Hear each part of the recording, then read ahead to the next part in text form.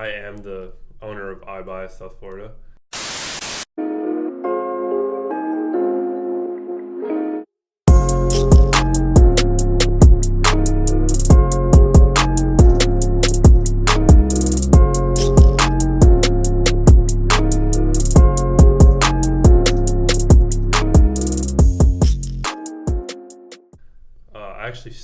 I actually got the idea when I was doing a podcast, and we had a guest star. He was from Keller Williams, an agent from Keller Williams, and he was telling us about how Keller Williams is like super tech forward brokerage. And during the entire podcast, like after he said that, I just like zoned out and I was thinking about it, and I was like, how can I make my brokerage like completely tech forward? What year was this? When this more or was less? In probably March 2019, or maybe April 2019, somewhere around there, like spring 2019. Wow, so it's a fresh idea. Yeah, then I just got it and I started working on it right after that. So yeah, thankfully that guy came on my podcast and was telling me about it. So what we do is we allow buyers and renters, anyone that's looking for a property, to submit offers online. We like screen them completely online. They can sell their home online as well. That's pretty good. And I know you mentioned the other day when we were talking, he's like, you pretty much close transactions without even like meeting the client. Like you don't even see them like till the day you like hand off the key. Sometimes I don't see them at all. Like sometimes I'll leave the key in the lockbox and won't even. That's awesome. You don't even see them. Yeah. Wow. That's interesting. So do you have any competitors right now? Anybody who's doing more or less the same thing you're doing? No, not yet. We had one guy that was about to start it. He actually did start it for like a week. His name was Chris P. And then he joined my company. He called me and he was like, I see what you're doing. Like, he got the idea from me. And he just joined my company because he thought it was a great idea. Yeah, can't beat him, join him, right? Yeah, that's what I was thinking. But he's an awesome guy. Going forward now, we've been able to do a lot of transactions online. That's thankfully. really cool. Yeah. We're trying to grow it bigger. Like, no, definitely. Go to Orlando, go to Jacksonville, stuff like that. For sure. Definitely good, especially that you don't have to meet them. You can expand it anywhere. It doesn't have to be confined to Miami. Yeah, exactly. It can be anywhere. And that's awesome that you're having a lot of success because technology is really the future, right? Like you're in the right business, you know? Yeah, definitely. Realtors, you know, I've heard Gary Vee, I think, said it that since realtors are the middleman, they might get rid of realtors. You know, we go just straight direct like what you're doing. And that's pretty much, that's exactly what you're doing. You're just getting rid of that middleman, you know? Yeah. Straight like we still take part in a transaction because, well, Anthony knows he's a realtor, but we got to do a little bit of negotiating. Like they submit the offer on our website and it goes to the seller, but we got to call them and try to convince them to take the offer. Yeah. So we don't think that we're going to kill all the realtors, but it is more like digital. It's more it's less old school than before. Yeah, no, for sure. That's awesome. Yeah. And I know you mentioned that you got into iBuy like April, March of 2019, but just go into a little bit more like how did you get into real estate like as a whole? Like what year or the reason behind you getting into real estate? Because I know you had like your original brokerage before iBuy. So just tell us a little bit about that and how that, you know, kind of came about. So throughout high school, my parents owned a title company. Okay. And I was always like familiar with real estate because all my life my parents have been talking about like realtors, mortgage brokers, and how the deals work. So I kind of understood it a little bit. And right after I graduated high school, I decided to take my my real estate broker test, whatever you call it. And I was just like, in college, I'm going to college. I just want to make a few extra dollars, you know? Like I was planning to do a couple deals during college. And then I got my license in, I think it was 2016. And a couple months later, I closed the deal. And then when I saw that check, I had to get more. And then it kind of turned in more to like, I'm focusing more on work than on school. Did you ever think about when you got that first check of not going to school and just doing real estate straight? Did that ever cross your mind? No, it didn't. Okay. I mean, I could see why people would think that, but I don't know. My parents have always like go to school, go to school, just in case something happens. Like you have to have some kind of degree to get another job. Of course, I wanted to, and then I graduate next semester from FIU. That's awesome, man. I got one class left. It's called Happiness in the Workplace. No way. It's like you gotta pass that class, man. There's no way you can show like once a day. Everyone that goes to FIU is like that's the easiest elective that FIU That's offers. awesome. So you're pretty much done. Yeah, basically.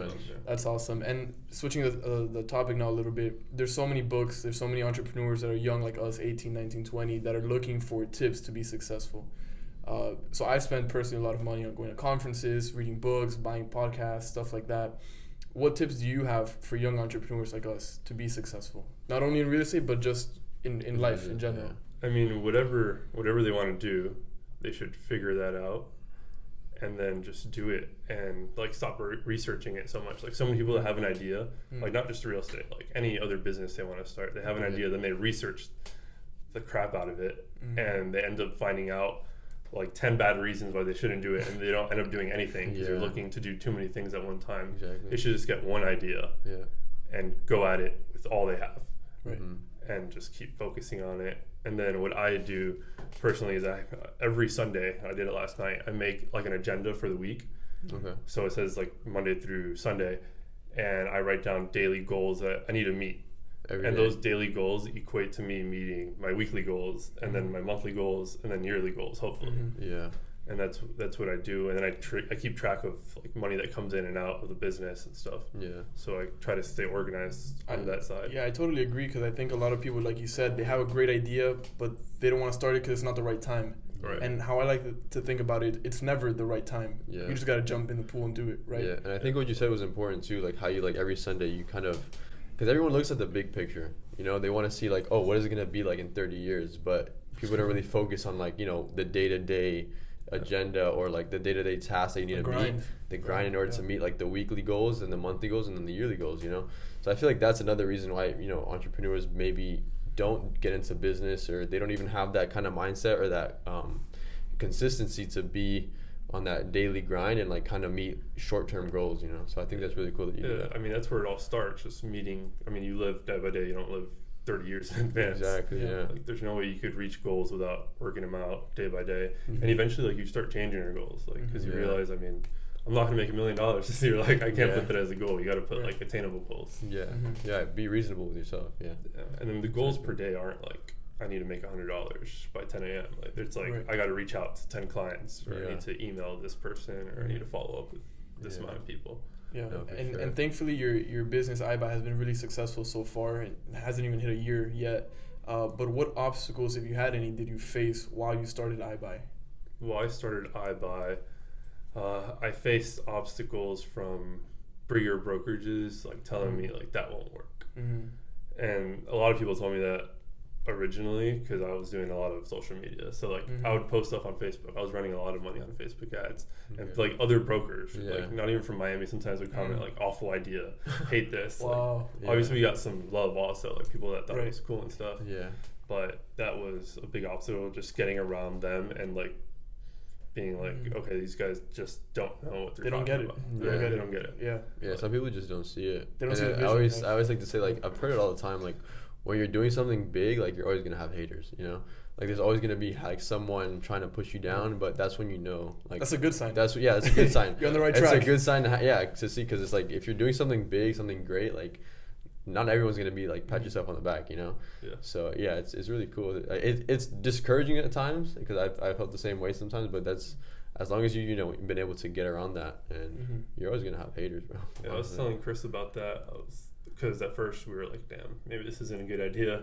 And then I told him that, like, if we're doing something big enough, we're going to have people that hate on us. Exactly, yeah. That's just how it is. But, yeah, that was definitely the biggest obstacle to go around. And, I mean, every single day we face daily obstacles. Like, for new systems we have to implement, and, like, ways to make it easier for clients and stuff like that. And just trying to expand it is just hard in general.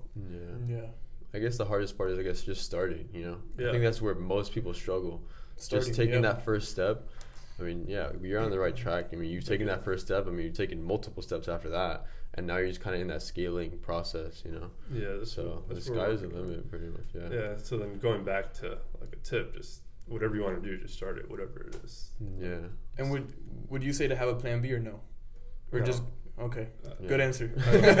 We did a podcast recently on plan Bs, and we were saying that plan Bs just create doubt for yourself. Yeah. Right, like it distracts from your main goal.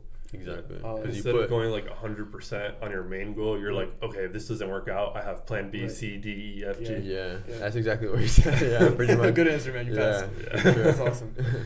But I guess to just wrap things up, you know, you've established iBuy. I mean, you're still in these, kind of baby steps, but you've made incredible progress. Just tell us and like some of our viewers, like, what do you have planned? What's the long-term goals that we were talking about, like, of iBuy? I know you mentioned you want to be like in Orlando, Jacksonville, Tampa, all that stuff, but just, elaborate a little bit more on that to see what we can see in the future for iBuy. We want to be like nationwide. Like right now, we're working on creating iBuy for a company in St. Louis, a developer in St. Louis. So we're trying to work with these huge developers and just make iBuy like a household name, like a Keller Williams, stuff like that. A little bit different than just being a brokerage, since it's completely online. Like we could run everything for that St. Louis developer completely online. Gotcha. So I mean, I don't know how many years to put this on. Like this isn't on my list of goals because it's too far in advance, but I don't know, 10, 15 years we want to be throughout the United States. Yeah, that's awesome. Hopefully.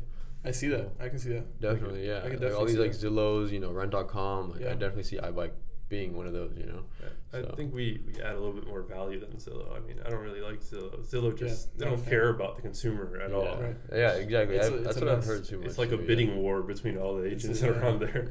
It really kills the real estate industry. Yeah. For realtors and for companies like yours, it's not ethical. It's not.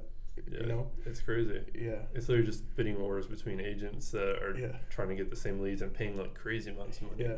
Like I just go on there because I'm curious sometimes, and I see agents spending $3,000 on ad spend. Wow. A month. Oh my and God. I'm like, wow, man! Like, how many leads are you getting a month from this? Yeah, that's crazy. Well, man, that's crazy. I know you're partners with Chris. Chris has been with you since the beginning of iBuy? He's been with me since I started Chavez International Real Estate. Okay, so from even way before. When I first opened that company, because we worked together at United Real Estate. Okay.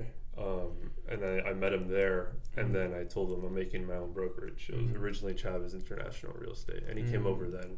How important do you think it is to have a partner in your business? Definitely really important. I don't know if I could like handle it all by myself, and also like get through the obstacles without someone to like bounce ideas off of, and like just reassure ourselves that we could make this happen. It's definitely really important to have a partner, or if it's not a partner, like, I don't know, someone that you work with. That like a mentor maybe? Yeah. Or something like that? Yeah, exactly. A mentor is really important. I don't have one in this tech industry because I don't really know anyone. You guys No are the one really pioneers. does it, You but- guys are starting it off. Exactly. You'll be the mentor one day. But I talk to other people that have done real estate, and they try to help me out. It's just a little bit different the way that we're working it. All right, to wrap things up, if you can give an entrepreneur one thing to be successful, what would it be? Do the daily goals. The vision, having that vision, Yeah. right? Yeah. Do the agenda with the Monday to Sunday, Yeah.